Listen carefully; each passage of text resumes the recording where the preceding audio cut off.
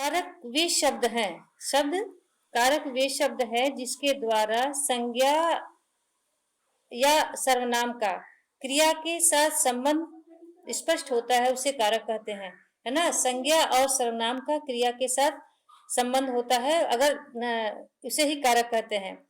अगर कारक का प्रयोग न किया जाए तो वाक्य अटपटा सा लगने लगेगा, है ना।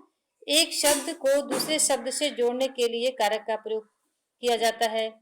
यदि किसी शब्द के बीच से कारक हटा दिया जाए तो क्या होगा, अपूर्णता लगेगा, एकदम स्पष्ट होगा, जैसे ना। तो वाक्य संरचना को पूर्ण करने के लिए कारक का प्रयोग किया जाता है। जैसे राम ने रावण को मारा, ध्यान दीजिए, एक उदाहरण से समझते हैं। राम ने रावण को मारा, इसमें क्या है, राम के साथ कौन सा कारक का प्रयोग हुआ है, कर्ता कारक का ना। राम ने कर्ता कारक का प्रयोग हुआ है। रावण को, तो रावण को मारा, रावण के साथ कर्म क्या है, को, है ना, कर्म को का प्रयोग हुआ है। अगर ने और को हटा दिया जाए तो क्या होगा, राम रावण मारा। इसमें क्लियर नहीं हुआ कि किसने मारा, राम ने रावण को मारा या रावण ने राम को मारा। अगर इसका परसर्ग या कारक हटा दिया जाए ने और को, तो क्या हो जाएगा, एकदम अस्पष्ट अटपटा सा वाक्य बन जाएगा। इसलिए संज्ञा और सर्वनाम का क्रिया के साथ संबंध स्पष्ट करने के लिए कारक का प्रयोग किया जाता है। ऐसा समझ में। जैसे सुमित ने रेलगाड़ी से गर्मी की छुट्टी में यात्रा की, इसमें क्या है, सुमित के साथ कौन सा कारक लगा है, ने। कर्म क्या किया है, किससे किया है, तो रेलगाड़ी से किया, है ना। गर्मी की छुट्टी, क्या संबंध है, किससे, गर्मी की छुट्टी ना, कहा, किसमें, छुट्टी में यात्रा की। अगर इसमें ने से और की में परसर्ग हटा दिया जाए, परसर्ग माने कारक हटा दिया जाए, तो क्या होगा, सुमित रेलगाड़ी गर्मी छुट्टियों यात्रा की। तो इसमें वाक्य कैसा हो गया, सुमित रेलगाड़ी गर्मी छुट्टियों यात्रा की। वाक्य अटपटा है ना, है। तो इसलिए परसर्ग का प्रयोग संज्ञा और सर्वनाम का क्रिया के साथ संबंध स्पष्ट करने के लिए किया जाता है। आया समझ में, बेटा, कारक समझ में आ गया ना। संज्ञा और सर्वनाम का क्रिया के साथ संबंध स्पष्ट करने के लिए कारक प्रयोग किया जाता है या संबंध स्पष्ट होता है, उसे ही कारक कहते हैं। कारक का शाब्दिक अर्थ है क्रिया को पूर्णता प्रदान करने वाला, क्रिया को पूर्णता प्रदान करने वाला, मतलब पूर्ण होने के लिए है, वाक्य पूर्ण होने के लिए। अर्थात किसी वाक्य में प्रयुक्त शब्दों का एक दूसरे से जो संबंध बताए उसे ही कारक कहते हैं। या वाक्य में प्रयुक्त शब्द, एक शब्द दूसरे शब्द से जो संबंध बताता है उसे ही कारक कहते हैं।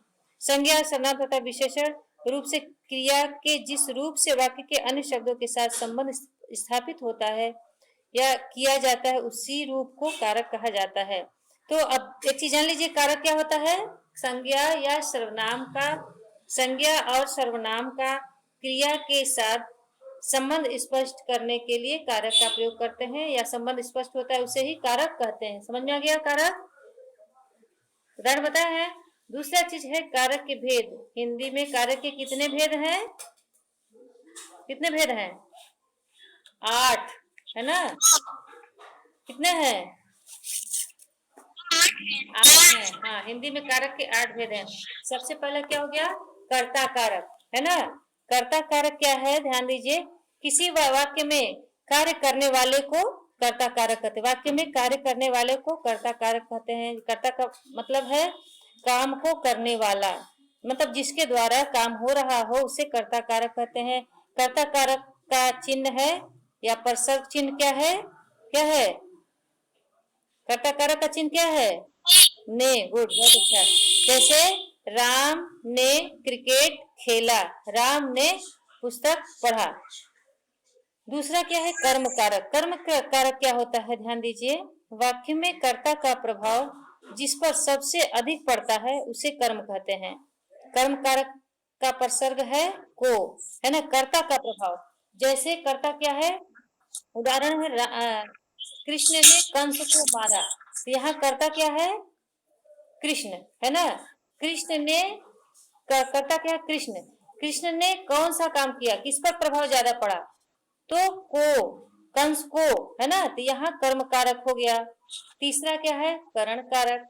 करण कारक क्या है, वाक्य में कर्ता जिसके द्वारा कार्य करता है, जिसके द्वारा, जिस से साधन से कार्य करता है ना, जिसके द्वारा या जिस साधन से, जिस वस्तु से के की सहायता से कार्य करता है, वो करण कारक हो गया।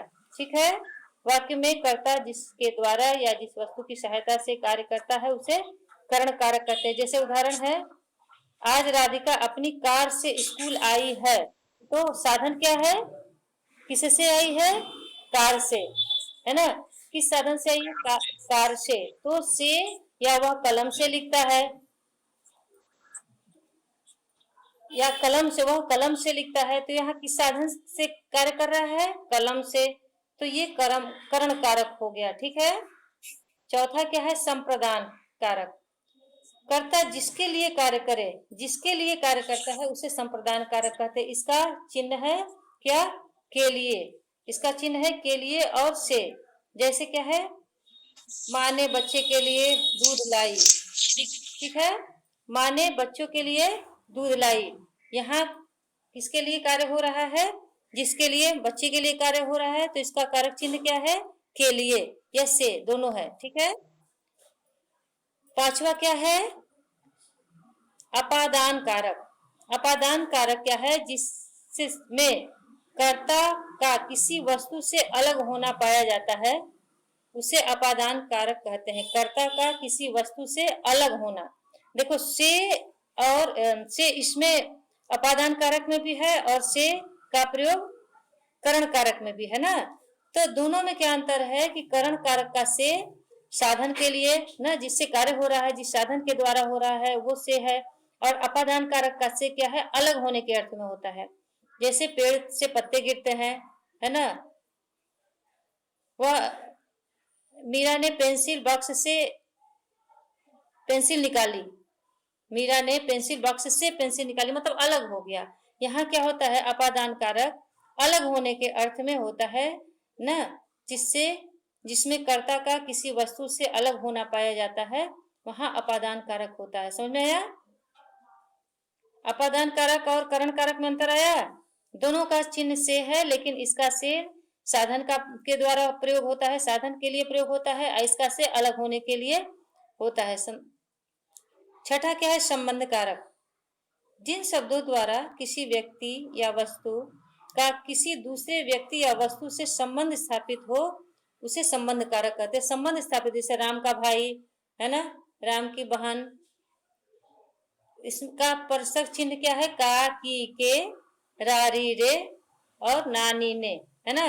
जैसे यह मेरी बहन का बैग है, यह मेरी बहन का बैग है, यह राम की बहन है, यह उसकी, का, की, इसका प्रसर्ग है। समझ में आ गया। अगला है अधिकरण कारक। जिस अधिकरण कारक का पहचान है क्या, में और पर, इसका प्रसर्ग चिन्ह क्या है, में और पर।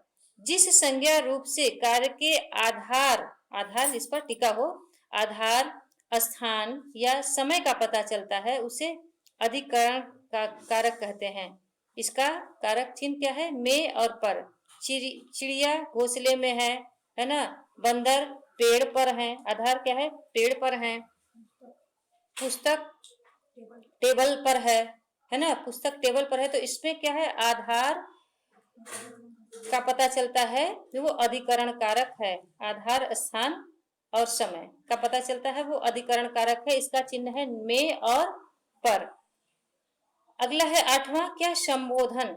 संबोधन कारक जिस संज्ञा रूप से किसी को पुकारने या संबोधित करने का पता चलता है, पुकारने या संबोधित करने का पता चलता है, उसे संबोधन कारक कहते हैं। संबोधन कारक का प्रसर्ग है हे, हो, रे, अरे।